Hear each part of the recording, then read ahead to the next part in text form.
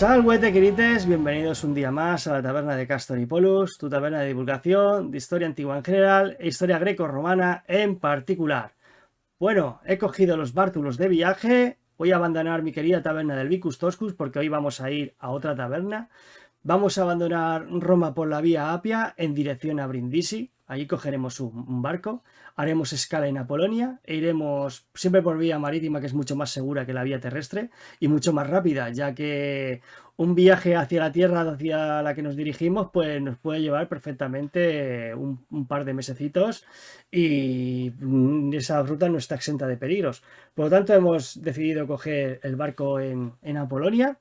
Iremos fondeando en los diferentes caladeros de Grecia, llegaremos a Efeso, ahí haremos transbordo e iremos bordeando la costa de Asia Menor hasta llegar a Caesarea Marítima. Ahí nos espera un contacto local en una de sus caravanas que nos llevará a la mítica Jerusalén, donde en la puerta de Jaffa nos está esperando Aarón García, guía en Israel. ¿Qué tal, Aarón? ¿Cómo estás? Hola Adrián, un placer estar aquí otra vez contigo. Pues el placer es nuestro. Vamos a tener que continuar la charla donde la dejamos, a hablar de nuestro querido Jesús de Nazaret, ¿no? O Yeshua Bar Yosef, en la lengua local, en arameo. Bueno, hay varias lenguas locales. Aquí hablamos no solo el arameo, se habla el griego también, latín menos, pero sobre todo el griego y el arameo son las lenguas locales. Te veo delgado, Adrián, que el viaje desde Mallorca fue duro, ¿no? En barco. Desde Roma, que tengo ahí la taberna del Vicus Torcus. En Polentia tengo también una pequeña sucursal abierta, aunque yo sea natural de la Mayor, de la ínsula Mayor. Sabes que estoy afincado en la taberna del Vicus Toscus al lado del templo de Castor y Polus, de ahí el nombre. De hecho, muchas veces pasa el emperador por allí el divino Augusto se deja caer por allí, ¿no? Para beber Mulsum del bueno. Pero bueno, después de eso, de este larguísimo recorrido, hemos llegado por fin a Jerusalén. Y bueno, ¿dónde nos vas a llevar? Mira, pues estamos en la puerta de Jaffa, aquí. Te voy a enseñar un par de cosas, así tocando el tema romano. La Jerusalén que vemos hoy, aquí desde la puerta de Jaffa, podemos ver no los resquicios, pero el esqueleto de esta Jerusalén romana que se reconstruyó completamente en el año 135, después de la destrucción romana en el año 70. Esta la construyó nuestro querido primo Adriano. Y a día de hoy todavía vemos desde aquí el decumano que nos lleva al Cardo. Pero no nos vamos a dar un paseo porque aquí siempre hace mucho calor. Te voy a llevar a una taberna aquí al lado del Palacio de Herodes que hacen un vino buenísimo. No me cabe duda. Sí, bueno, el vino, o sea, de aquí es, bueno, pues es el vino de la vida, el vino de Jesús, que así se llamaba en tiempos antiguos. Bueno, pues te voy a llevar aquí hoy es el palacio de Poncio Pilato, pero lo construyó Herodes, después lo tuvo su hijo Arquelao, y una vez que los romanos votaron a estos tetrarcas, se quedaron con el poder de la provincia de Judea. Aquí estamos, bueno, pues medio a gusto con esto porque la dinastía herodiana dejaba un poco de que desear. Entonces, bueno, pues benditos los romanos que se han quedado con todo y tenemos la Pax Romana aquí como la regla civil. Y bueno, da igual esto, vamos a tomarnos el vino aquí a esta taberna que queda al lado del Palacio de Herodes. Pues una vez ya en las copas y habiendo probado el excelente vino de la tierra de Judea, porque en este momento todavía ya el reino de Israel hace mucho que dejó de existir y ahora es la provincia romana de Judea que comparte con Samaria, ¿no? Creo que están juntas, unidas políticamente. Pues tenemos Galilea, Perea, por otro lado, que ahí es donde manda el bueno de Herodes Antipas, bueno, el bueno entre comillas, según para quién, ¿no? Y también está Cesarea de Filipo, lo de las 12 ciudades, que ahora no me acuerdo cómo se decía en griego, la Decápolis, se Decápolis, llama. ¿no? No, 10 ciudades, estado. Bueno, vemos un antiguo reino de Judea bastante fragmentado, ya dominado principalmente por el procurador romano, bueno, por el prefecto romano, en este caso Pontius Pilatos. Y nada, lo primero de todo, Aarón García, ¿dónde podemos encontrarte para que la gente se apunte a tus redes sociales? Bueno, pues es Aarón García, guía de turismo Israel. Me podéis seguir en el canal de YouTube, donde, bueno, a pesar de empezar solamente hace un año, he colgado muchos vídeos con respecto a la vida de Jesús, pero conocemos la vida de Jesús con un prisma judío. Cuando estamos aquí, no estudiamos a este Jesús católico, ortodoxo o evangelista. Estudiamos a Jesús como judío en el primer siglo. Entonces nos quitamos todos estos prismas o las gafas occidentales con las que vemos a Jesús y nos vamos a ver a Jesús con sus tradiciones, sus cosas del día a día y viendo su vida como judío, porque él nace judío y muere judío. No solo él, sino todos los discípulos que después fueron apóstoles. Entonces, bueno, pues hay que centrarse un poco en esta vida judía dentro de la provincia de Judea en este momento. Esa es la idea, por eso te invité al programa la primera vez, de abordar a Jesús desde un prisma un poco más contextualizado, ¿no? Es, como has dicho exactamente, ha sido un personaje que ha sido, abro comillas, ¿no? Bueno, no me atrevo a decir la palabra, sería algo así influido, ¿no? por la teología, ¿no? Es básicamente lo que nos ha llegado, es un producto teológico más que un personaje histórico, que para mí, y ahora es la línea de la investigación, que evidentemente existió. De hecho, el impacto que marcó fue enorme, porque si no, no se explicaría los acontecimientos que vinieron después de su muerte y resurrección. Pero evidentemente hay que buscar exactamente en el origen, ¿no? En el contexto, que eso es lo básico para poder entender el personaje. Y como muy bien has dicho, pues era un judío de su tiempo, que se movió en ese ambiente judeo. Y yo siempre hago la broma, ¿no? Que si ahora mismo hubiese esa segunda venida, diría, ¿pero qué habéis hecho? Se echaría las manos a la cabeza. ¿Esto qué Se echaría es? las manos a la cabeza diciendo, ¿qué es esto? ¿Qué hace? ¿Pero qué hace?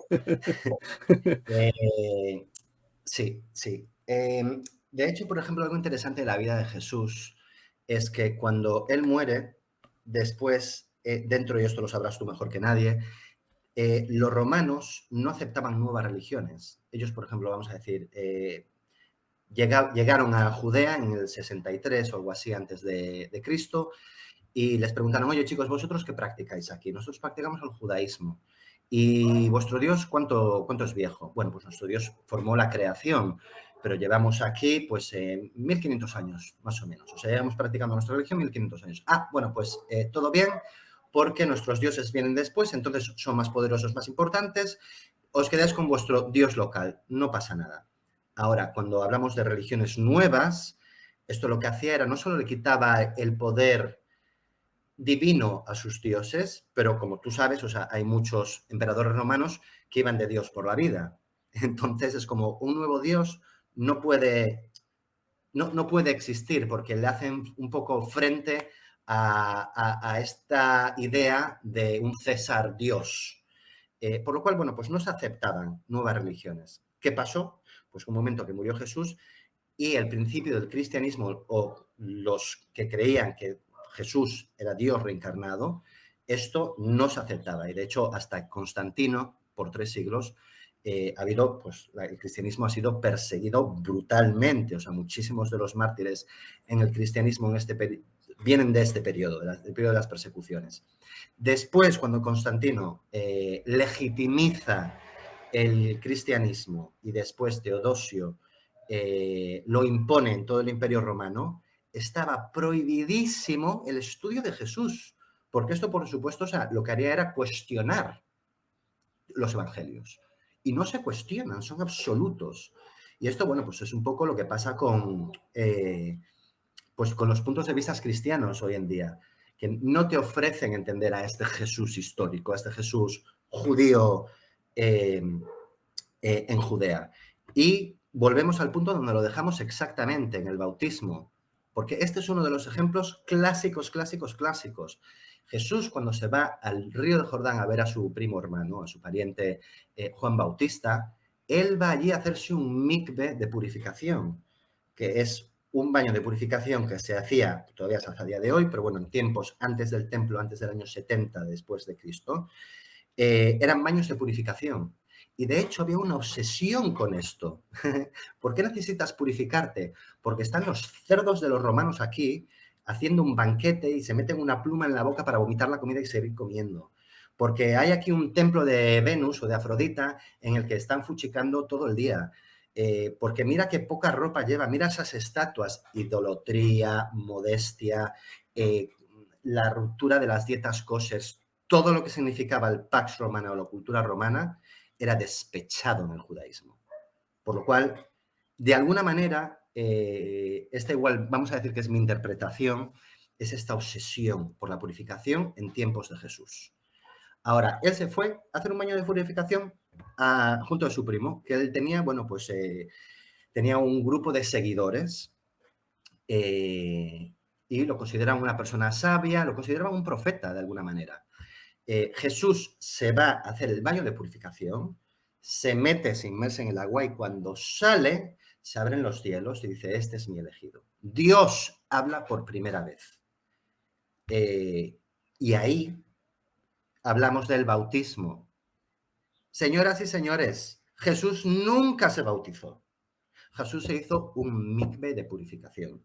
Y esto es, por ejemplo, uno de estos ejemplos clásicos de tenemos que entender a Jesús y sus tradiciones. Él, ¿de qué se bautiza? Él no le da la bienvenida a Dios o al cristianismo. Él se va a purificar. Y Dios decide, una vez que ve a su hijo puro, decide, pues, nombrarlo, vamos a decir, vamos a imaginarnos esto un poco, ¿no? Sale Dios con la varilla, le dice tú, pum, y le da el... y lo toca, ¿no? O sea, lo pone en su sitio. Y a partir de este momento empiezan el ministerio de Jesús. Vale. Eh, Hasta aquí es que hay tantísima tela que cortar.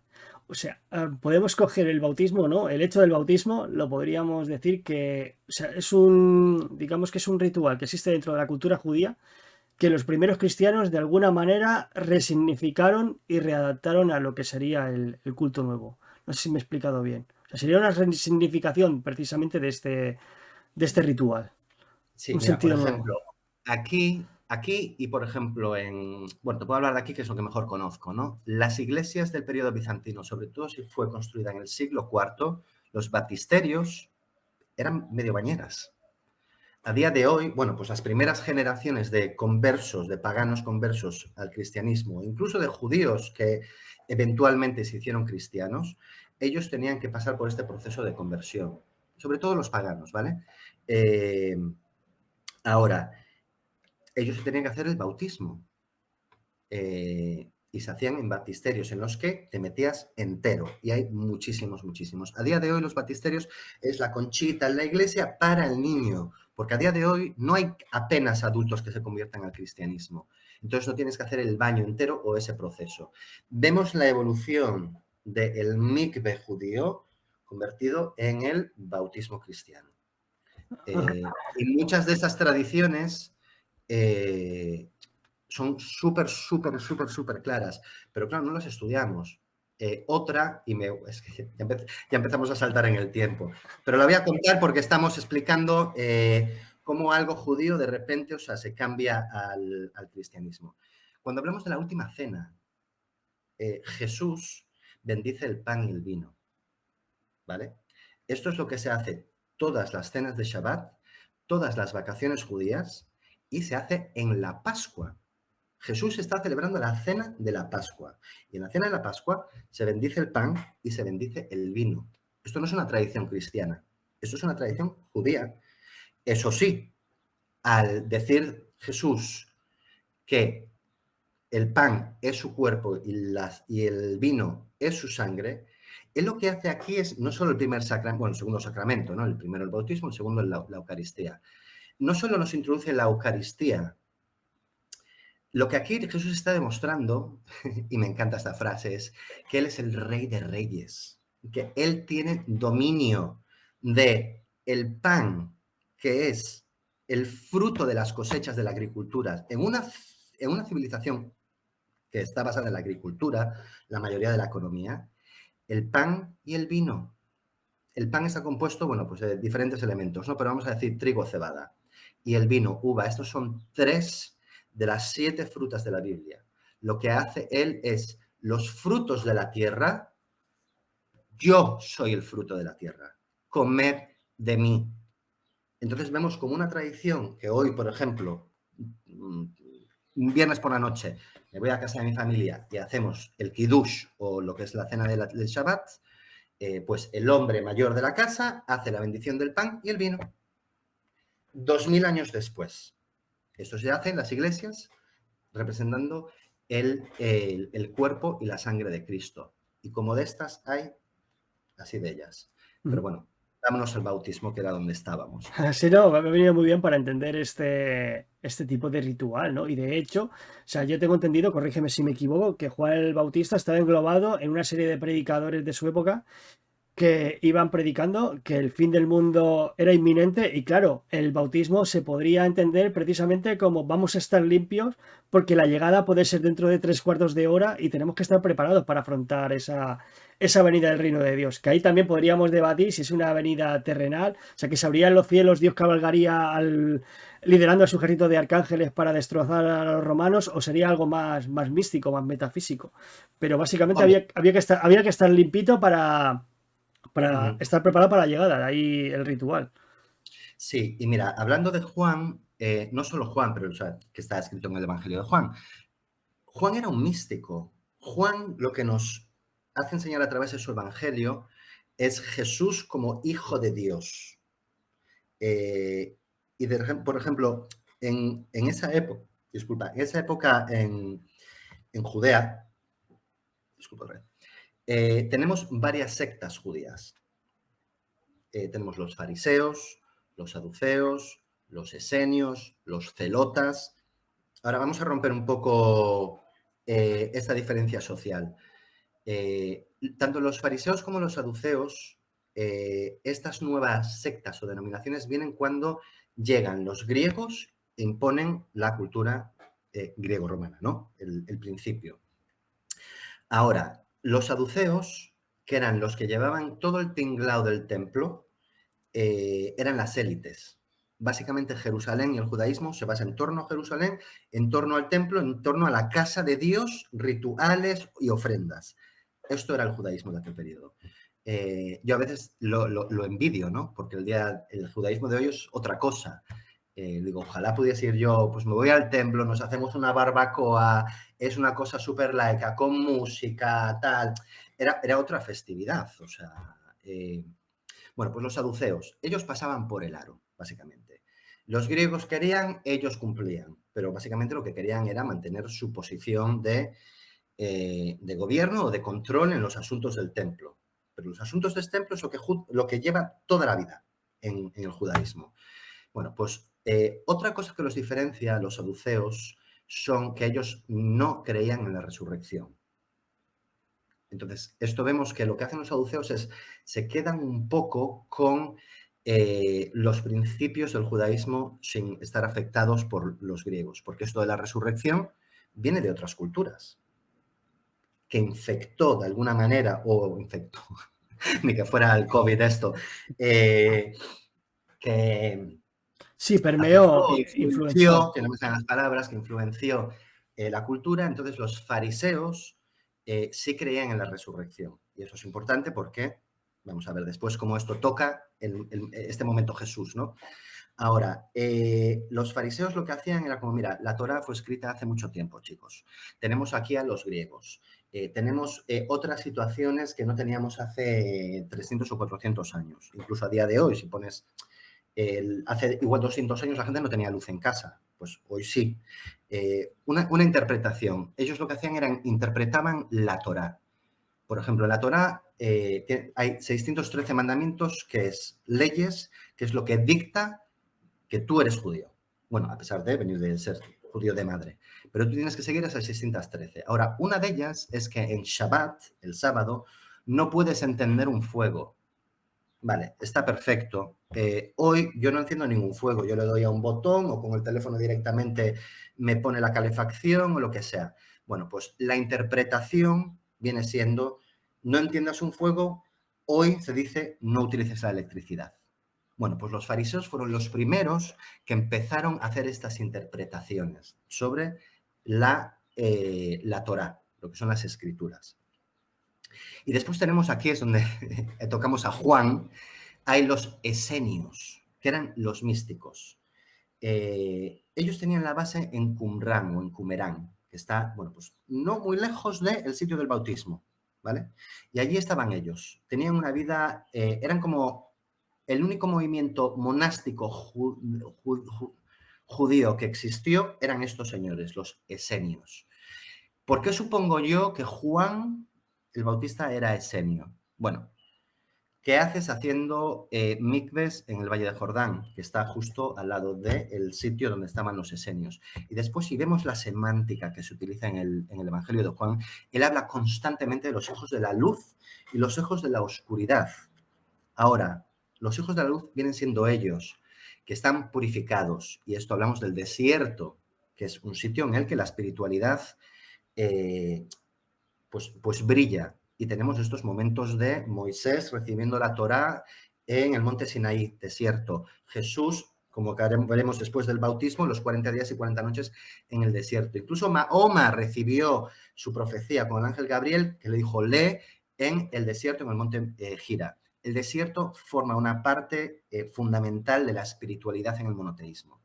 Entonces, estos esenios estaban en el desierto. En el otro lado de Jerusalén. ¿Pero por qué ¿Por qué no te vas a Jerusalén, que está ahí la casa de Dios? Bueno, pues por la siguiente razón, están los romanos. ¿Por qué te bañas constantemente? Pues porque la casa de Dios está contaminada por esta cultura que no tiene nada que ver con la nuestra. Y Juan lo que está haciendo es, pues básicamente, siguiendo esta vida monasta al lado de Qumran, el sitio del bautismo, y ahí es donde se realiza el bautismo. Pero bueno, creo que es importante pues, esta explicación, porque sí, hablamos de la vida de Jesús, pero ¿en qué sociedad se vive allí, ¿no? O sea, ¿cuáles son las diferentes sectas o las diferentes diferencias entre unos y otros? Y voy a concluir esto. En el año 70 se destruye el templo. Si no hay templo, la secta de los saduceos no tienen propósito. Ya no hay tinglao en el templo. No tenéis ni que hacer los cantos, ni hacer las ofrendas, ni hacer los rezos. Jerusalén deja de existir, por lo cual los saduceos desaparecen del mapa. ¿Quiénes son los que ahora, sin el templo, siguen su tradición de reinterpretar la Torá? Los fariseos. A partir del año 70, el judaísmo que Jesús vivió deja de existir y hablamos del judaísmo rabínico, que es una tradición farisea de interpretaciones. Y a partir de ahí pues tenemos lo que son los textos canónicos del judaísmo, que viene siendo la Gemara, la Mishnah, el Talmud, bla, bla, bla. Todo esto son interpretaciones de la Torá y viene de esta tradición farisea, que tuvo su culmine pues en este momento en el siglo I, antes de la destrucción. Bueno, pues sí, nos pedimos otro vaso de vino aquí, que yo ya estoy seco, ¿eh? Ah, por supuesto. Has hablado de las sectas del judaísmo, ¿vale? Podría ser que, o sea, no fuesen unas sectas herméticas, porque además tú lo sabes muy bien, que en el judaísmo, como todo es muy interpretable, ¿no? Habría un espacio que no sería monolítico, ¿no? Por ejemplo, saduceo, plam, un bloque es fariseo, pam. Habría una especie como de interregnum entre las diferentes y al final hubiese diferentes influencias. Porque es que tengo el ejemplo perfecto ¿sí? para ti. José de Arimatea era un sacerdote, pero él creía en Jesús y él se creyó la resurrección. O sea, Él creía que Jesús iba a resucitar. Ahí tenemos lo que acabas de decir ejemplificado. Después, los saduceos, por ejemplo, yo creo que eran un poquito más herméticos. Pero veo un poco esta tradición de gente que creía más en el movimiento saduceo y después se pasó al saduceo. Después, por ejemplo, los celotas, lo que ellos estaban en contra del Imperio Romano y querían quitárselos del medio. Entonces, ellos pues jugaban ahora me va bien con el saduceo, ahora me va bien con el fariseo, los esenios están allí a su bola rezando y haciendo sus historias, y bueno, pues no sé, por ejemplo, se le llama celotas, pero ellos tenían que tener una teología detrás de esto, no solo, no, yo solo odio a los romanos y los quiero, y violencia en contra de ellos, no, tenía que haber una teología detrás, tenían que o creas en la resurrección o no, o crees en las interpretaciones de la Torá o no. Entonces, bueno, pues los llamamos los celotas porque tienen el frente violento en contra de los romanos, pero después detrás tendrían que pensar, digo yo, ¿de qué casa vengo? Vengo de una casa, podía venir una casa de un saduceo, los romanos le mataron a los padres, pues él coge, yo soy de la rebelión, ahora soy celota, pero igual viene de una casa saducea en la que él cree concretamente en solo las escrituras escritas, en ninguna interpretación. Entonces, bueno, pues como dices, no son sectas monolíticas. La saducea igual me arriesgo a decir que no, si alguien, por ejemplo, algún emérito entre los espectadores que sepa de esto, por favor, o sea, me encantaría pues tener una conversación sobre esto, pero yo creo que los saduceos eran más monolíticos y los fariseos, bueno, pues un poco con el flow así, ¿no? Todo se interpreta. Claro, es que el mismo personaje de Jesús tiene un montón de rasgos fariseos, a pesar de que las escrituras siempre dice que está, como se dice vulgarmente, ¿no? Picado, ¿no? En constante enfrentamiento con ellos. Con unos y con otros. Es que precisamente es uno de los rasgos del judaísmo farisaico de esa época, que como es una interpretación, a ver, que eso eran más papistas que el Papa, no, porque según la escritura dice esto y tal, y te venía otro que le interpretaba de forma completamente opuesta, pues no, esto dice esto y esto se te puede interpretar como tal pascual, ¿no? Claro, y ahí es donde vendría esa confrontación que es tan típica, ¿no? Ante un mismo texto exponerlo o interpretarlo de diferentes maneras. Y ahí es donde entraría el personaje de Jesús, o sea, que lo podíamos englobar dentro de ese movimiento. Pero es que a la vez has mencionado a los del Qumran, a los esenios, que no me sabía la palabra, claro, también, porque también tiene como tonos místicos, ¿no? De extrema pureza, de estar constantemente limpio, aislado. De hecho, Jesús lo veremos que posiblemente sea lo que le sentencia a muerte, se metió en el templo y empezó ahí a liarla tirando stands y echando a mercaderes. O sea, porque el templo se suponía que estaba contaminado, ¿no? Y a mí lo que me choca, lo que quiero decir con esto, es que es un personaje que, o sea, que no vemos que lo podemos englobar dentro de un partido, de una secta, en plan de, no, yo soy de los fariseos a muerte. Claro, pero primero, ¿qué implica ser fariseo? Porque se entiende mucho mejor, ¿no? Y segundo, es que vemos que tiene diferentes facetas de las otras setas. Incluso hasta hay quien le ve rasgos celotas.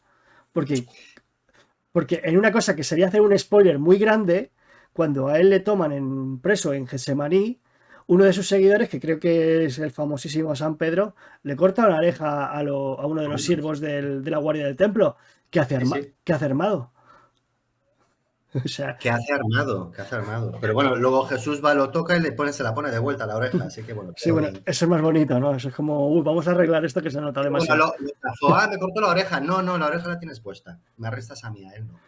De hecho, mira, un punto súper interesante que no te quería cortar, de estas discusiones fariseas, por ejemplo, Pablo, o San Pablo, como decían los católicos, él era hebreo de hebreo y fariseo de fariseos.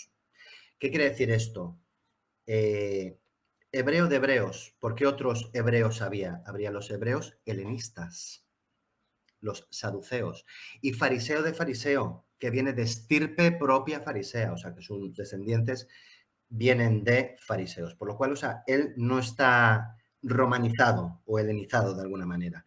Conversaciones que tiene él, y esto lo vemos en Hechos, así como la mitad o algo así, cuando él vuelve de Damasco a Jerusalén y tiene ese epifostia ahí con Pedro sobre la interpretación, ¿no?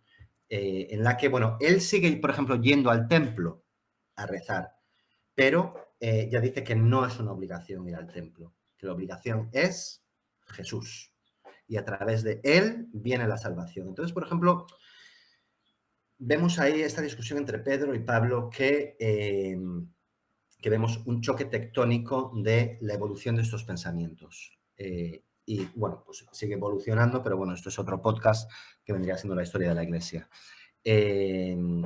Pero sí, importante. De hecho, por ejemplo, mira, Jesús, y esto, por favor, no me crucifiquéis por decir esto, ¿vale? Había otra secta que eran los pietistas. Esto lo leí, no lo sé, en un sitio. Me gustó el comentario, porque bueno, estas son las tres sectas, los cuatro principales, pero había sectas de mini sectas, como hoy lo que hay, ¿sabes? que está todo así, que hay 15 tipos de judaísmos diferentes. Bueno, los pietistas, ellos hablaban de Dios como mi padre, Abba, mi padre. Di que Adonai, padre, es uno de los nombres, uno de los 12 nombres de Dios en hebreo. Pero no se utiliza normalmente. Y sobre todo cuando ponen a Jesús, que él habla de mi padre, mi padre, mi padre. Vale que era su padre, lo sabemos todos, pero había esta secta que utilizaban, en vez de decir Dios o Adonai, pues decían mi padre. Y se cree que por esto solo, que podía haber sido de esta secta de los pietistas.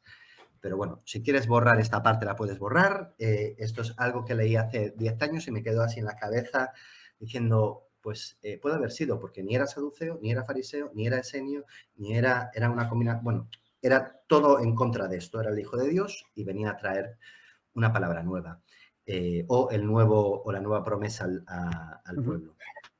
Algo, por ejemplo, interesante que es como, él nos habla de Jesús de su infancia, de los 12 a los 13 años, a los 30, como hablamos en el capítulo anterior, no sabemos nada. O sea, sabemos y no sabemos, podemos socavar de la situación sociopolítica y geográfica, pero detalles no sabemos. Esto, bueno, pues tampoco nos dice, por ejemplo, cuando está en Nazaret y lo votan, ahora cuando empezamos a hablar del ministerio, si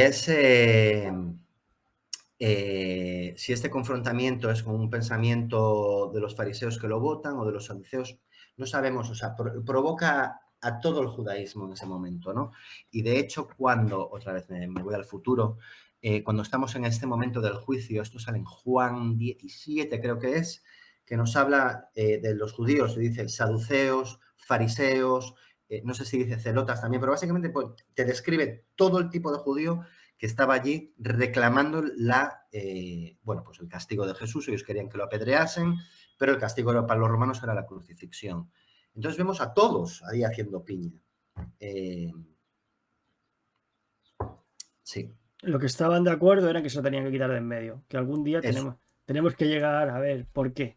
No, pues o sea, tenemos un personaje histórico que ha sido purificado, o sea, barra bautizado, ¿no? Y ahora se va a ir a las montañas según la interpretación que se le quiera dar en el momento, que eso también es importante, se va al desierto y ahí es tentado. O sea, ¿qué iría a hacer allí? O sea, eso ahí podríamos ver el rasgo este perfectamente que también has dicho de Vale. Esenio. Ahora te voy a hacer una pregunta.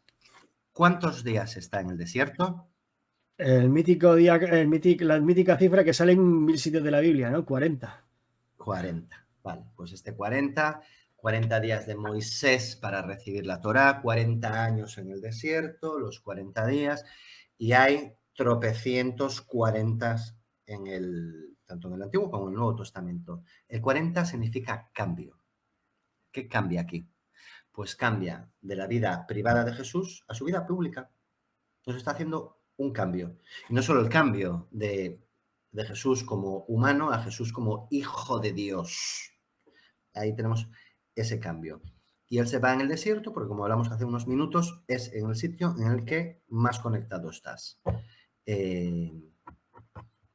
Yo viví 3 años en el desierto del Negev y te puedo asegurar, o sea, que donde he estado los 3 años que he estado más a gusto en toda mi vida. O sea, no tienes distracciones, estás en tu cabeza. Seguro que tienes, no seguro, porque lo sé, tienes una lista de cosas y de libros y de cosas de ocio que te gustaría hacer, pero no puedes porque tienes obligaciones. Imagínate que todas esas obligaciones desaparecen, porque es obligaciones que nosotros nos ponemos a nosotros mismos, que nos condicionan. Yo quiero trabajar para ganar dinero, o tener una familia, o estudiar, o ver a mis amigos, o ir al cine, o no sé cuánto. De repente en el desierto, cuando no tienes nada de esto, lo que haces es conectarte contigo mismo y escuchar lo que tienes en la cabeza. Y tu tiempo, para no morirte del aburrimiento, de repente esa lista que tenemos al lado procrastinando hasta el día de la muerte, es tu prioridad, porque tienes que rellenar tu tiempo. Bueno, historia personal, pero otra vez, o sea, habiendo vivido esta experiencia, entiendo perfectamente, o sea, este elemento del desierto que se utiliza constantemente. Di que el 60% de Israel es desierto, o sea, te das 4 paseos y estás en uno de los 3 desiertos que tenemos aquí, o 4. Por lo cual, o sea, el desierto es parte inequívoca de la Biblia. 40 días, bueno, pues está en ayuno, 40 días y 40 noches. Y aquí es, bueno, pues el Satanás le aparece y lo pone en prueba. Y aquí tenemos un mensaje muy, muy importante que nos decimos, sigue a continuación con la siguiente historia, que va a ser el primer milagro. Llega Satanás y le dice, ¿a qué tienes hambre, querido? Mira qué piedra más rica que te la convierto en pan y te la comes. La conviertes tú en pan y te la comes. Gracias, Satanás, no tengo hambre. Tengo esos 40 días que mantener y paso de tu rollo. Bueno, todo bien. De repente está pues en las montañas de Jericó y Jericó, bueno, pues desde hace, aquí decimos que es una de las ciudades más antiguas del mundo, de la historia, tiene 10.000 años. Bueno, dice, ¿ves toda esta gente aquí, Jericó? Que hay un palacio también de Herodes, precioso, todo es para ti. Di que lo quieres, di que tú vas a gobernar sobre esto. Y Jesús le dice, no, yo gobierno en el mundo de los cielos, el gobierno humano no me interesa. Y esto es interesante porque se lo vuelvo a repetir a Poncio Pilato antes de morir. Después hay esta tercera tentación que se dice que es igual es en otro sitio, que es en el templo, pero bueno, vamos a soltarla porque hablamos de las 3 tentaciones. Que le dice, está en un alto y le dice, bueno, tú puedes volar si quieres. Y Jesús le dice, bueno, yo puedo hacer lo que me dé la gana, ya lo sé, pero tú no me dices lo que puedo hacer. Ya, pero si te tiras, te van a salvar los ángeles. Sí, pero tú no. Tú no me, ni tu pan, ni tu gobierno, ni tus alas para volar. No, tú no me mandas. Ahora, acaban esos 40 días y nos vamos a meter directamente en el primer milagro, que es cuando son las bodas de Cana. Y esto quédate con el detalle también, porque utilizamos otra vez lo que es una prefiguración, en el que el vino de las bodas de Cana realmente sí es el vino de la boda, pero significa otra cosa. Ahora, en las bodas, incluso a día de hoy, tú cuando llegas te ponen el vino bueno y cuando la gente ya está un poco cocida, te ponen el vino de garrafón. Clásico de todos los eventos, clásico. Lo sabemos todos esto, ¿no? En las bodas de Cana se quedan sin vino. Y está allí pues Jesús con María. Y le dice María, oye, se han quedado sin vino. Y Jesús le dice, no ha llegado mi hora. Ahora, esto es interesante, no ha llegado mi hora.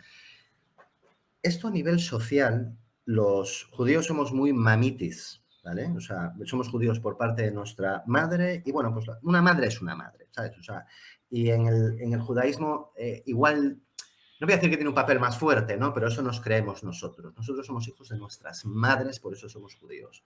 Y de hecho, aquí en Israel, que los judíos venimos de diferentes partes del mundo, tú cuando dices tu descendencia, no dices la de tu padre, dices la de tu madre.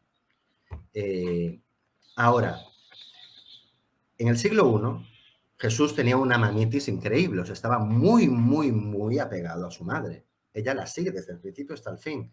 Vemos que, por ejemplo, el papel de José está un poco ahí. Bueno, esto lo hablamos. Miraros el podcast anterior.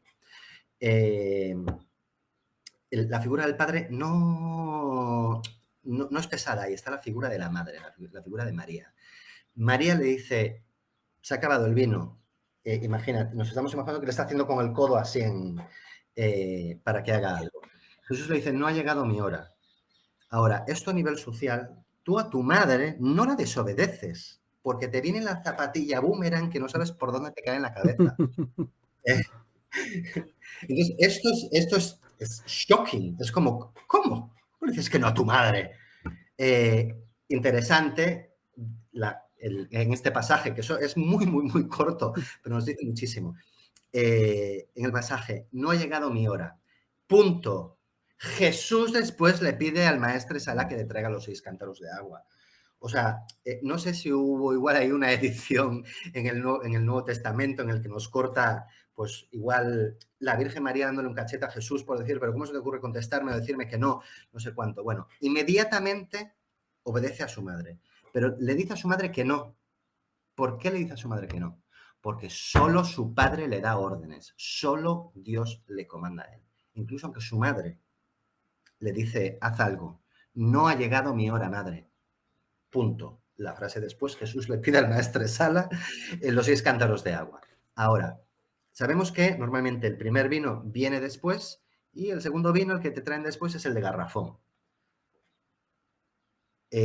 Jesús convierte el agua en vino, llega el maestresala y dice, eres increíble, eres lo más, porque normalmente el buen vino se sirve primero y tú traes el vino bueno.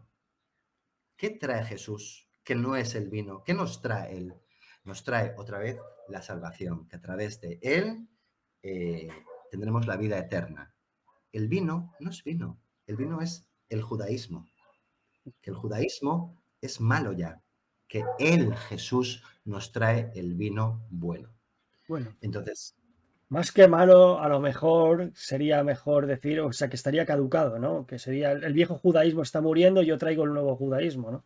Lo que después se sí, conocería como cristianismo. claro, por ejemplo,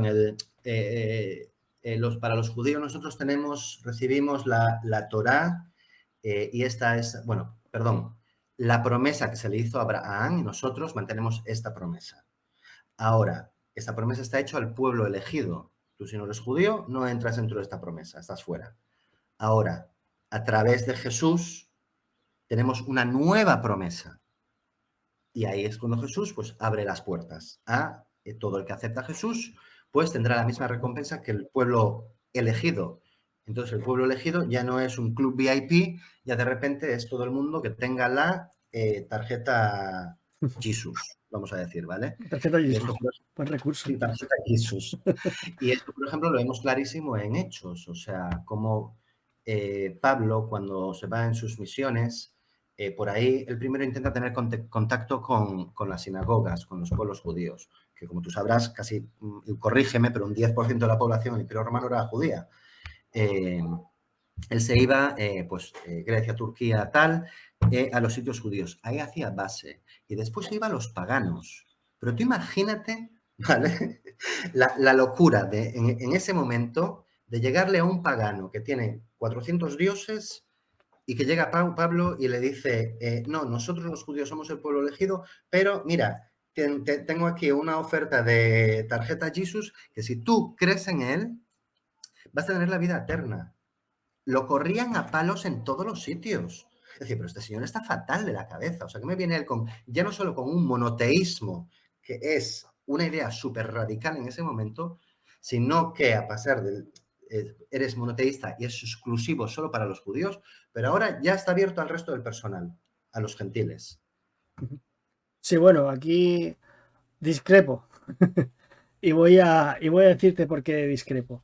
Yo creo que los paganos estaban pidiendo a gritos una cosa así parecida, porque la religión romana era politeísta y sí que era antagónica a la hebrea, eso, un solo Dios, eso es imposible, porque la religión romana deriva, bueno, deriva de la religión animista de los indoeuropeos, en el cual ellos adoraban las diferentes formas de la divinidad que tenían su efecto en las formas de la naturaleza, ¿no? El rayo, la agricultura, el cielo, el amor, ¿no? Personificaciones de sentimientos humanos, etcétera, ¿no? Y claro, todo eso, pues con el paso del tiempo, pues como si que se fueron humanizando, ¿no? De hecho, ahí vienen los filósofos, creo que fue Genófanes de Colofón, que decía que si los caballos pudiesen pintar a sus dioses, los pintarían con cabeza de caballo, ¿no? Como que en ese proceso natural, esas fuerzas de la naturaleza pues irían cobrando forma humana para que fuesen mucho más accesible a la comprensión de los humanos, en este caso de los romanos, bueno, de los pueblos del Mediterráneo de ese momento. ¿Qué pasa? Que esa religión estaba muy sustentada en el yo te doy para que tú me des. Es decir, yo hago un sacrificio a Júpiter, yo hago un sacrificio y él me será propicio mandándome la lluvia.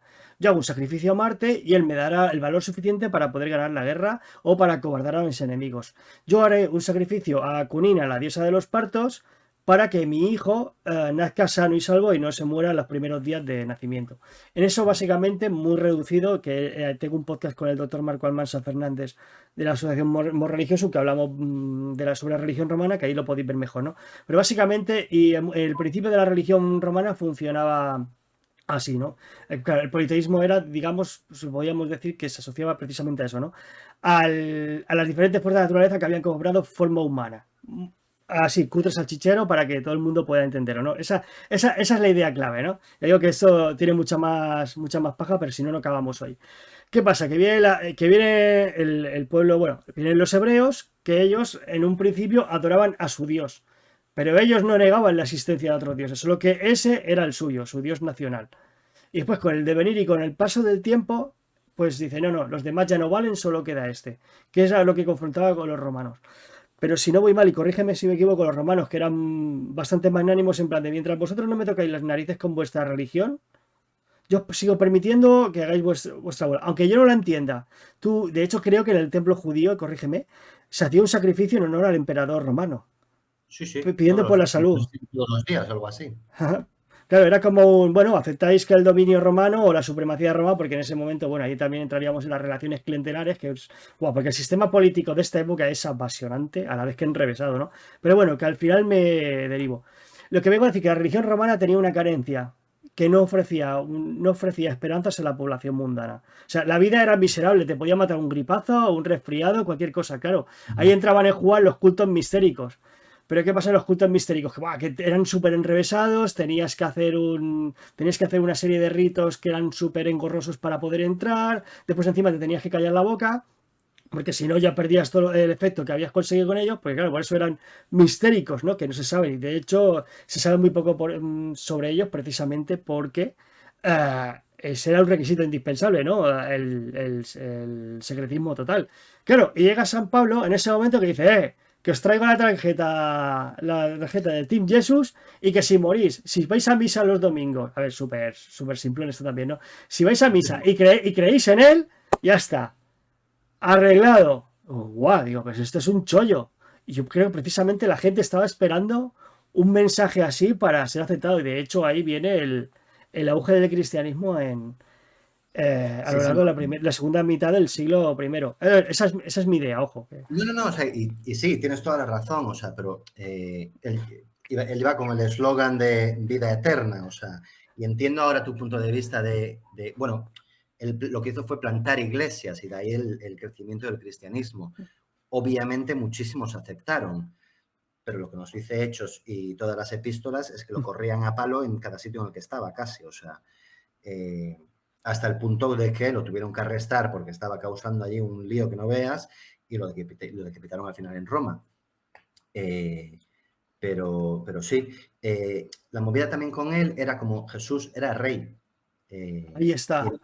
y ahí fue cuando el César le dijo, no, no, por ahí no paso, ¿sabes? Ni el César ni Poncio Pilato con Jesús. El único humano con poderes divinos o con ascendencia divina de alguna manera es el emperador. Sí, sí, sí. Es claro, es que Sí.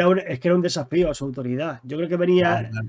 Y bueno, y aparte que también desafiaba el orden establecido, en el cual de, bueno, tú adora a tu Dios mientras le hagas el sacrificio que se lo hacían al mismísimo Yahvé en su casa, ¿no? Mientras tú hagas el sacrificio por mi salud, todo va bien. Pero claro, esta gente dijo, Niet, al César nada, solo tenemos un señor, claro, y eso era como Claro. decir, no somos súbditos, bueno, no estamos bajo el imperio de Roma, porque al final el César era la representación de la divinidad en la tierra. ¿eh? Y la representación del poder del pueblo romano sobre el resto de pueblos del Mediterráneo. Decir eso es como decir, tú aquí no pintas nada. Y eso no se podía permitir porque al final creaba un pifostio entre los pueblos que estaban sometidos. Vamos, al final se puede traducir que es un asunto de orden público, pero a lo bestia. Sí, sí, sí, sí. Pero interesante el papel de Pablo.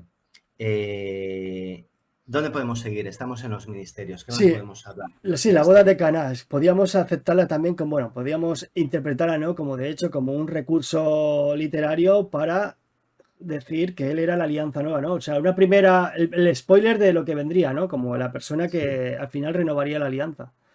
justo. Y él, por ejemplo, a través de los ministerios y a través de los milagros es lo que nos dice. De hecho, mira, hice esta semana un vídeo con el Bacari en las piscinas de Bethesda, que es otro de los milagros que es flipante, porque en el sitio había una escuela de Asclepio. Bueno, pues un templo de Asclepio, que era el doctor de la medicina. Y esto es interesante porque lo que utilizaban, había dos piscinas o dos estanques, ¿no?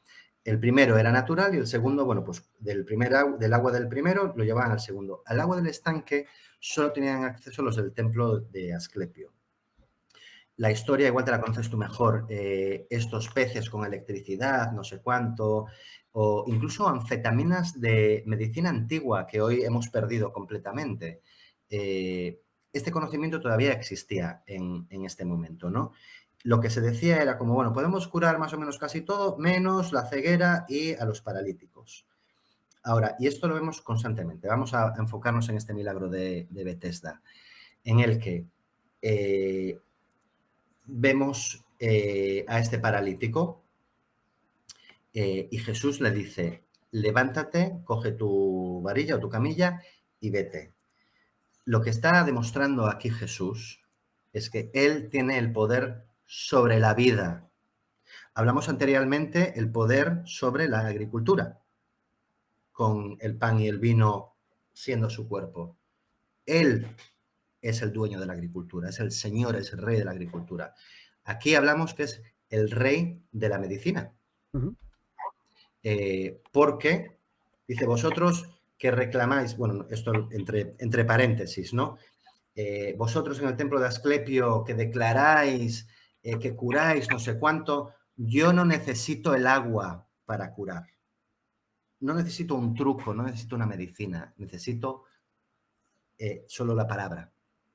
Y le dice al paralítico, levántate, y se levanta y se va.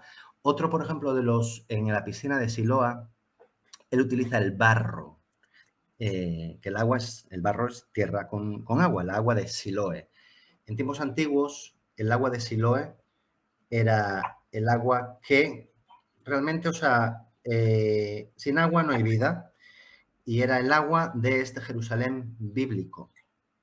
Básicamente, la interpretación es Dios puso ahí este agua, el arroyo del Gijón, para poder dar vida a su pueblo elegido, para que pudiesen estar ahí. Ahora, él utiliza nuevamente pues, el agua de este sitio o la tierra para devolverle la vista. ¿Qué Bueno, hace? El agua que salva la vida al pueblo judío, ahora la utiliza para la sanación. Y ahí, por ejemplo, Juan 7 nos dice, Jesús es como agua viva, él sana, provee y protege. Que esto es lo que hacía la función del agua de Jerusalén, pero de repente Jesús es el agua. Nuevamente, estamos viendo este control sobre los elementos. Y esto es un poco, o sea, lo que nos está enseñando a través de los milagros. Otro de los milagros, perdona, querías decir algo, te corté, ¿no? sí, de hecho quería hacer un poco de propaganda entre comillas, ¿no? De que hace poco habéis publicado un vídeo con Sergio Bacari, precisamente que os metéis por los túneles creo que los túneles de Ezequías, si no voy mal, Exacto, sí. y acabáis ahí en la piscina de Siloá y ahí explicas el milagro. Sí, bueno, pues mira, haciendo un poco de promo voy a aprovechar. Todos los domingos estoy haciendo con el Bacari unos tours, pues enfoque, caminando los pasos de Jesús, siempre con esta perspectiva. Yo te enseño con el prisma judío, entendiendo el Nuevo Testamento, cómo esto se interpreta después en el cristianismo. O, bueno, pues... y todos los domingos hay vídeo nuevo sobre la vida de Jesús.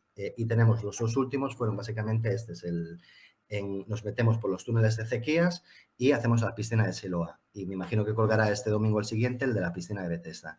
Ahora, hablamos de estos puntos. Vamos también después, por ejemplo, él está en Galilea, muchísimo, el mar de Galilea.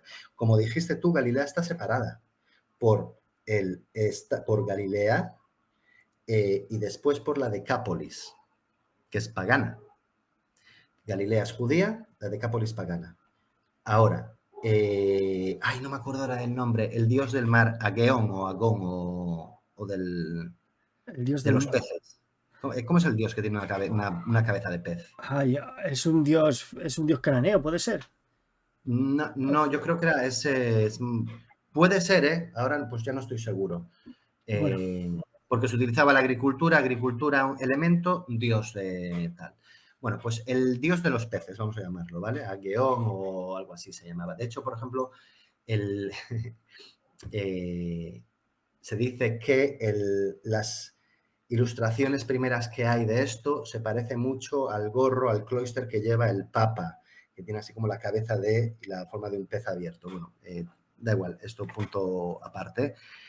Pues Jesús cuando está allí y está Pedro, que está pescando toda la noche porque tiene un pufo tremendo y al día siguiente lo van a botar de la casa, o bueno, se metió en un marrón del copón ahí con un pufo que tenía con una deuda, y toda la noche está desesperado, con su hermano ahí en el mar de Galilea, pues, y no pesca, y toda la noche, y no sé cuánto, y tal, y es como, y llega un momento de desesperación absoluta, que dice, pues que llevo toda la noche trabajando, y no he cogido ni un pez, o sea,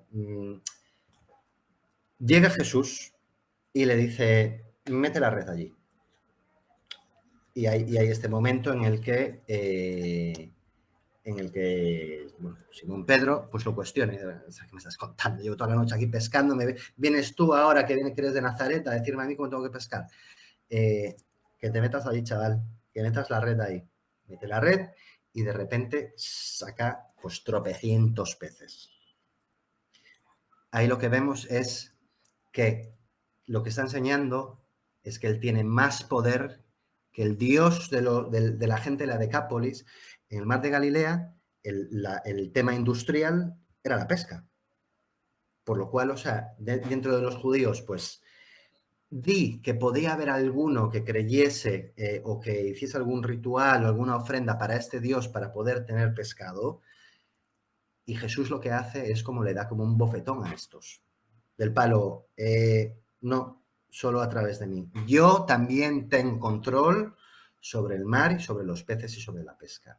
Así que vuestro Dios de la pesca, que espero que vosotros como judíos no os atreváis a ir, pero los vecinos en la Decápolis, que están en el otro lado del Mar Muerto, que no es un mar, es un lago, que sepan que solo a través de Dios o a través de la nueva alianza, básicamente que es el Rey de Reyes, que tiene control de absolutamente todo. Y la mayoría de los milagros lo repite 3 veces. Y después otro milagro, la hija de Jairo la resucita, Lázaro lo resucita, a él mismo resucita, tiene control sobre la vida y sobre la muerte. O sea, es el Rey de Reyes. O sea, me repito con esto muchísimo, pero es que es como, es la frase que lo expresa mejor, ¿no? O sea, él tiene control absoluto de todo. Y después cuando Poncio Pilato, en el juicio, otra vez en Juan, cuando le dicen que eres el rey de los judíos, mira, eso lo dices tú, no lo digo yo. Y dice, mi reino no es mundano, mi reino es el reino de los cielos. Y esto es un poco la conclusión, porque de ahí es como, bueno, pues paliza, corona de espinas y a la crucificarlo. Y no sabemos qué habla él mucho más. Bueno, cuando está en la cruz, pues hay este momento que le dice a Juan lo de la madre y tal, pero vamos a decir que son igual un poco las últimas palabras públicas que tiene, ¿no? Básicamente declarándose el Rey de Reyes. Y lo matan y resucita. Tiene control de la vida. Entonces, o sea, son de estas cosas que es como, claro, tienes que ver el contexto social, político y económico para decir, bueno, sí, qué bonito Jesús, qué maravilloso que hizo un milagro y que le dio peces a Pedro para salvarlo y qué bondadoso y tal. Hay un mensaje detrás, o sea, que es alucinante, o sea, y esto, claro, o sea, eso que te estoy intentando decir, que te explicamos a Jesús con este prisma como persona judía en el primer siglo, en su contexto social y político. Y todas estas cosas, pues, el pasaje del primer milagro, de lo del vino, de las bodas de vino, es pequeñísimo, son 6 líneas. Y tiene un texto teológico detrás que es brutal. Y como esto, muchísimos de los milagros. Ahí viene nuestro primer problema, ¿no? Que las fuentes que citamos para sacar estos acontecimientos no son fuentes históricas al uso. Realmente son fuentes para dar una significación, una explicación teológica de lo que había sucedido 30, 40 años antes de que se redactaran.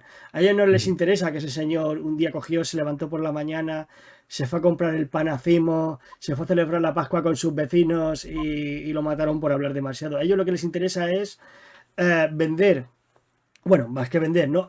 Mostrar un personaje que precisamente era lo que estaba diciendo con los milagros, ¿no? De que su funcionalidad en la tierra es estar por encima de la vida y la muerte y conseguir la salvación. Y todo esto como recursos para justificar su mensaje.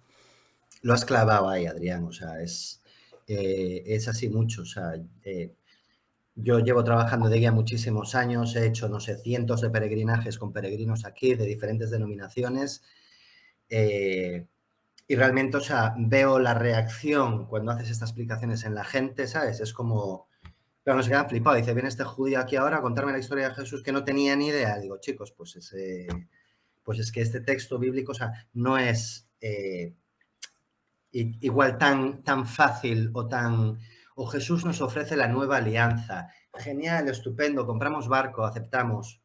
Sí, espera un segundo. Todos estos milagros tienen un papel detrás que nos está dando una lección. Entonces, bueno, pues esta es la manera que tengo, por ejemplo, de guiar estos peregrinajes o a estos grupos aquí. No te llevo y te saco la Biblia, te la leo. Bueno, pues aquí pasó esto y venga, meteros en la iglesia 10 minutos y sacar las fotos y nos vamos. No, o sea, le rompo la cabeza, o sea, hasta la saciedad. Que entiendan su religión, su fe y que sean conscientes de ella cuando están aquí. Aquí, que hemos venido a hablar de historia sobre todo, el tema de la fe es una cosa muy personal, cosa que es muy respetable. Cada uno de esto es como los culos, cada uno tenemos el nuestro. Así que cada cual con su fe, pues haga lo que quiera. Yo lo respeto y lo veo súper bien. Bueno, de hecho, a ver, una cosa así en prime time. Yo tengo a mis hijos bautizados, yo estoy bautizado. Estoy muy contento de participar en la comunidad y todo lo que vosotros queráis, ¿no? Pero bueno, pero ahora mismo hay que dejar ese prisma. Aquí nos hemos puesto el sombrerito de eruditos, ¿no? De ratas de biblioteca y aquí nosotros se trata de intentar descifrar desde un punto de vista científico, ¿no? Y metodológico el personaje histórico que subyace debajo de estos textos. Lo que tú no puedes coger el Antiguo Testamento o el Nuevo Testamento y coger, mira, aquí pone esto, venga, ya está. No. O sea, esto se escribió en un contexto, por una persona en concreto, con una finalidad en exclusiva. Además, por eso hay 4 evangelios y cada uno es, bueno, hay muchos más, ¿no? Lo que pasa que, bueno, que también un día también explicaremos por qué estos 4 y no el resto, ¿no? Los otros, ya. Los otros, Esto se cambió en el siglo XV, hubo una reedición de la... de hecho, los tengo por aquí también. Es bastante interesante, ¿no? Ver aquí a Jesús haciendo pájaros de barro y matando niños porque se los estropeaban. Porque, no sé si algo has leído, creo que fue no me acuerdo qué evangelio era, si era el de Proto Santiago. No me Creo que acuerdo. sí, el Evangelio de Santiago, sí. ¿Sabe? Que Jesús se enfada con otro niño porque le pisa los pajaritos y los seca ahí, ¿no? Son muy interesantes, los recomiendo que los leáis, ¿no? Para que veáis por qué los 4 y por qué no tal. Es que estamos construyendo un personaje en base a 4 textos que se escribieron 30, 40, 50 años después de la muerte del personaje, donde la tradición oral ya había, abro comillas, hecho mucho daño. No, porque al final la tradición oral es como ese teléfono roto, ¿no? Yo siempre lo comparo con el Cid Campeador o con el Rey Arturo, en plan que a lo mejor, por ejemplo, el Rey Arturo, ¿no? Que Fake news. Sí, incluso, y no malintencionado, ¿no? Porque, por ejemplo, lo que trato de decir, ¿no? El rey Arturo, que seguramente sería un prefecto de una ana romana en la antigua Britania en el momento de la evacuación, porque los sajones estaban desembarcando ahí, los romanos ya no tenían fuerza para hacer valer su presencia, y de pasar a eso, pues de generación en generación, contando la historia, pues se fue resignificando, se fueron añadiendo elementos, y al final, pues el rey Arturo que nos hallaba era un caballero medieval en busca del Santo Grial con sus 12 caballeros, y seguramente no tendría nada que ver, o muy poco que ver, con el personaje original. Y aquí, pues, ese no es el único caso, ¿no? Y seguramente, pues, con Jesús hubiese pasado exactamente lo mismo cuando se escribió los evangelios. Es que además es que es súper curioso, y esto estoy trabajando también en un programa que trata sobre esto, así en plan spoiler, ¿no? En que los evangelios no son las fuentes más cercanas escritas a la vida de Jesús. Realmente lo primero, o sea, los primeros escritos cristianos son las cartas de Pablo. Y ahí podemos ver una diferenciación en cuanto a la forma de entender el personaje que es bastante curiosa con respecto a los evangelios. O sea, Sí, no, realmente es súper interesante porque Pablo, por ejemplo, no conoció nunca a Jesús. Y él es más cristiano que cualquiera de los discípulos o de los apóstoles. más O sea, papista que el Papa, él nunca de hecho mejor dicho.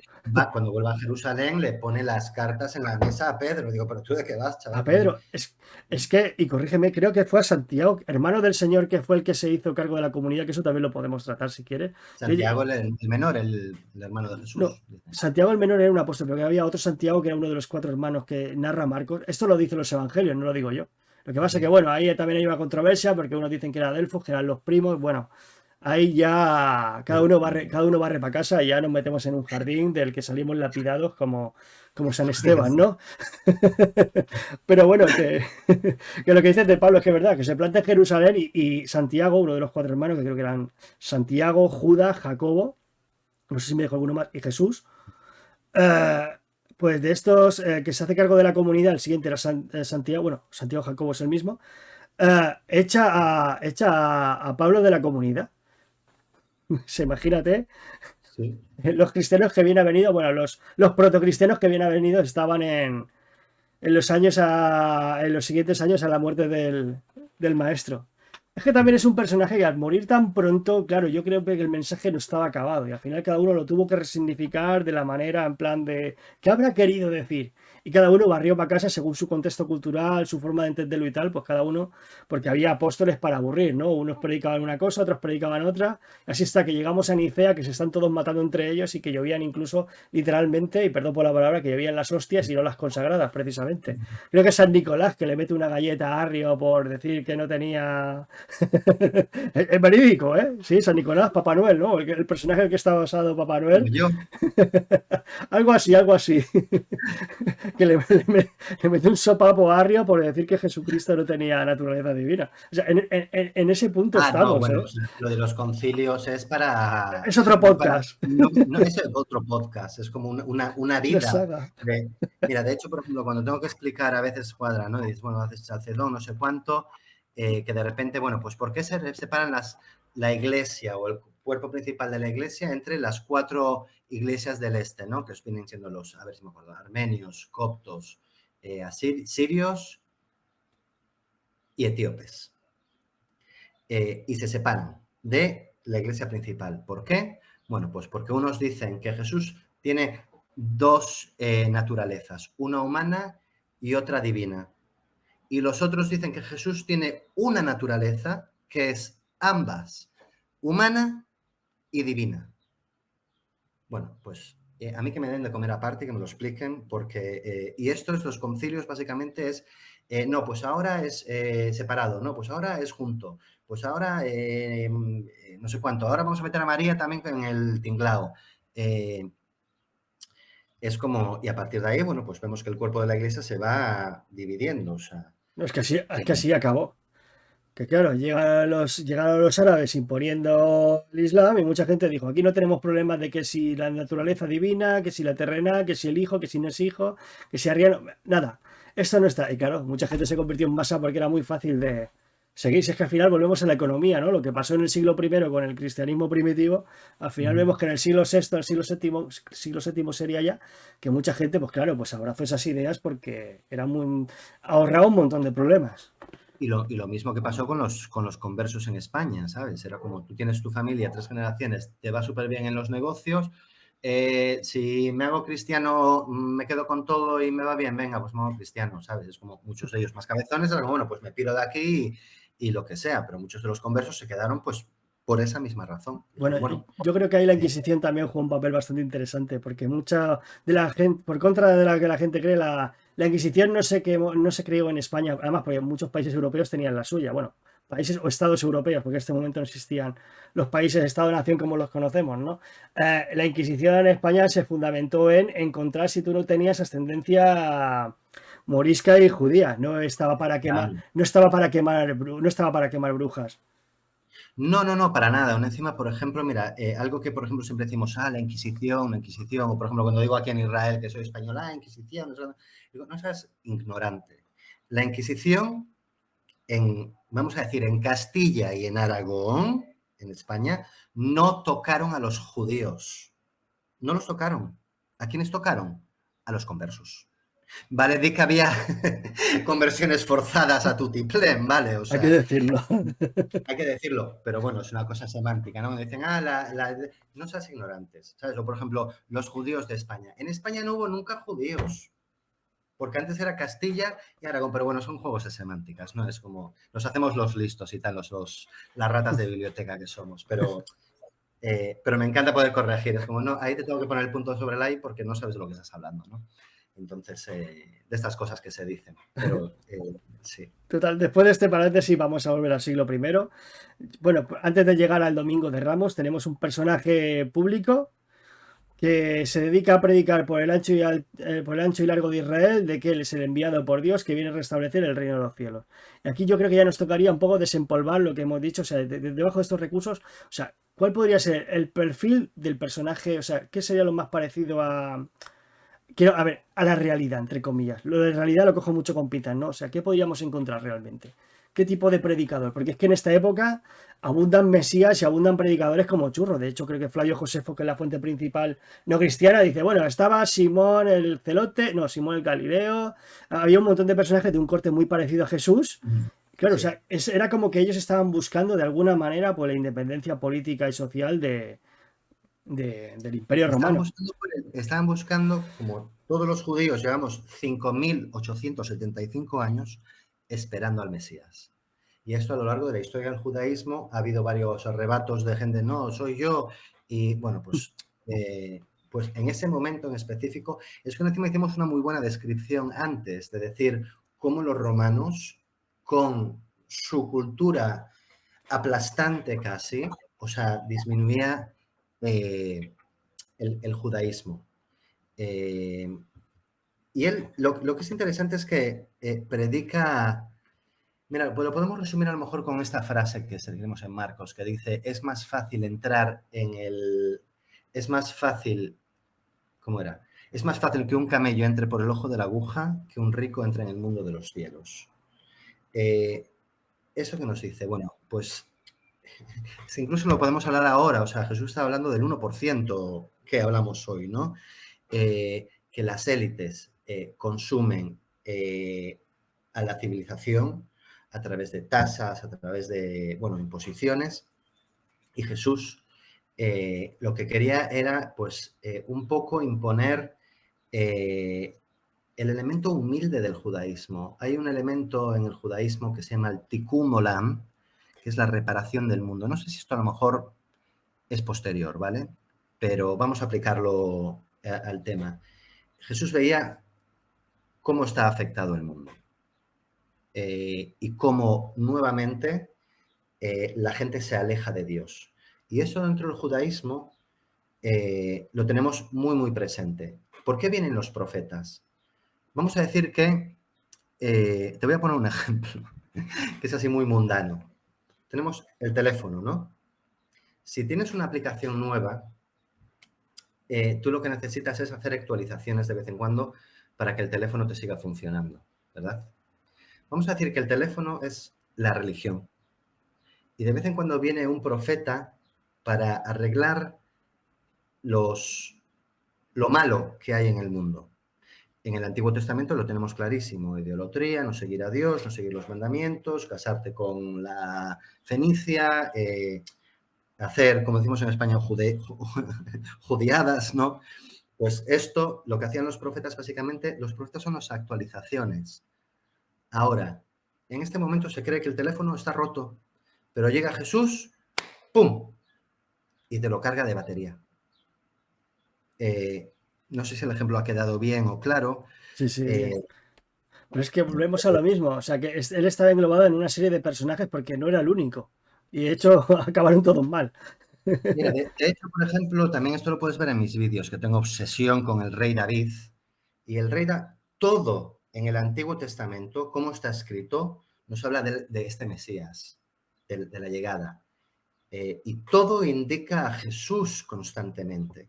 Cuando dice, por ejemplo, en Isaías, nos dice, el Mesías se llamará Emmanuel, que Emmanuel es él, o Immanuel. Esto en hebreo es es con, él es Dios, es con Dios, o Dios está con él. Se va a llamar Immanuel. Esto nos lo dice Isaías y después Mateo nos lo repite otra vez. ¿Qué tenemos? Nos dicen también Isaías, que es el, bueno, pues así como el más profético, ¿no? Al Mesías lo van a correr a palos y le van a pegar una paliza grandísima, la flagelación. En el Cordero Pascual, el Cordero es el Cordero que sacrifica a Abraham.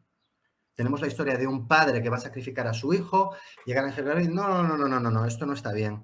sacrifica un cordero. Este cordero después es Jesús, porque hay un padre que sí sacrifica a su hijo para el perdón del pecado capital. Entonces Jesús se convierte en el cordero pascual. No hay Nuevo Testamento sin Antiguo Testamento. Es imposible entender a Jesús sin despedazar el Antiguo Testamento y entender, o sea, las prefiguraciones que nos explica el Nuevo Testamento, porque lo vemos en un texto que lo puedes leer a lo mejor en 2 días, el Nuevo Testamento. Intenta analizarlo, no te da la vida entera para hacer esto, ¿sabes? O sea, y nuevamente, o sea, pues todo se centra, nos lleva siempre, siempre, siempre a este punto de Jesús. Entonces Jesús es como la culminación de las profecías del Antiguo Testamento. Uh-huh.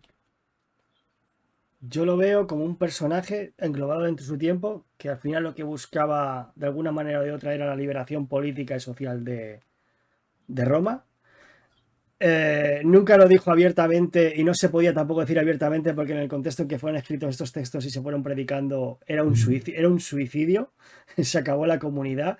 Y claro, de hecho ahí viene, ¿no?, lo del dado al César lo que es del César, que ese pasaje tan discutido que ha corrido tanto ríos de tinta intentando descifrar su significado, ¿no? De cuando van a Jesús y dicen, ¿a quién hay que pagar los impuestos? ¿Al templo o al emperador?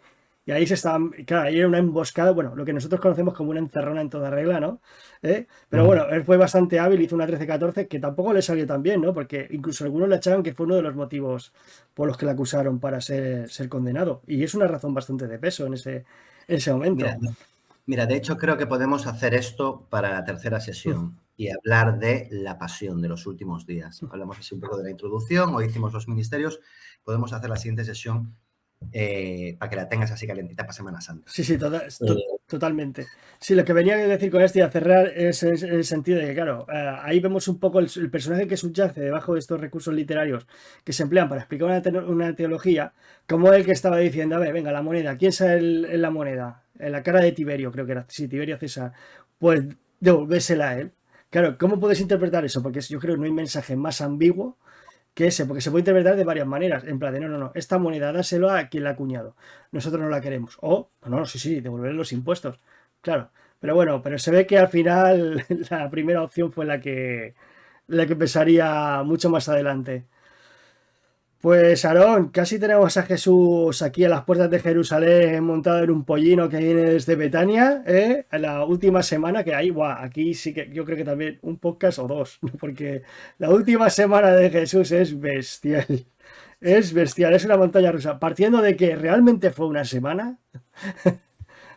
Ahí lo dejaremos, vamos a crear un poco de hype, como dicen ahora los influencers, ¿no? Para que estén preparados para el siguiente programa. El siguiente vídeo, sí. Bueno, nos hemos bebido como tres tinajas de vino aquí en... No sé si podré volver a Cesarea, porque yo aquí no estoy muy bien visto, aquí en Jerusalén, como vengo de Roma. Tú vienes conmigo, querido, no pasa nada. Y me conocen aquí en la taberna de Poncio, son colegas míos, así que tranquilo. De hecho, ¿sabes qué? Vamos a hacernos un simpa, que veo ahí al colega. Y si están borrachos todo el día nos acuerdan de que nos vimos los 2 pasos de vino. Me parece bien. Pues nada, Aarón García, muchísimas gracias por este rato. Siempre es un placer hablar contigo de estos temas, ¿no? Cómo cogemos aquí las fuentes bíblicas, las desgranamos, las analizamos y tal, porque yo creo que eso es lo más importante, ¿no? Que al final cuestionarnos todo lo que hay para hacernos nuestras propias preguntas y despertar ese interés, ¿no? Porque para mí lo que es la ciencia bíblica es muy, desde un punto de vista histórico sobre todo, o como fenómeno social y antropológico, es muy bonita, es muy bonita. A mí si no, el tema que más me gusta es top, como dicen también ahora. Yo te digo, mi vida profesional está envuelta a esto, o sea, sí. Bueno, pues gracias por la invitación otra vez y nos vemos para la pasión. Para la pasión de Cristo, y no la de Mel Gibson. Veremos que no tiene no la de Mel Gibson. Veremos que no se parece mucho, bueno, en parte. Pues nada, muchísimas gracias y recordaos, suscribiros a las redes sociales de Aarón García y si alguno tiene la oportunidad de viajar a Tierra Santa, pues contactad con él porque os va a llevar por sitios que que muy poca gente conoce, un privilegio. Pues nada, y vosotros me despido desde Jerusalén con mi valete, el Gaudete Quirites. Hasta otra. Y a ti, Quirite, decirte que si te ha gustado este contenido, puedes apoyarlo dándole un buen like, suscribiéndote compartiéndolo con tus amigos y dándole a la campanita para que no te pierdas ninguno de tus programas favoritos. Y ahora sí, con esto me despido con un buen valete, et gaudete Quirites. ¡Hasta otra!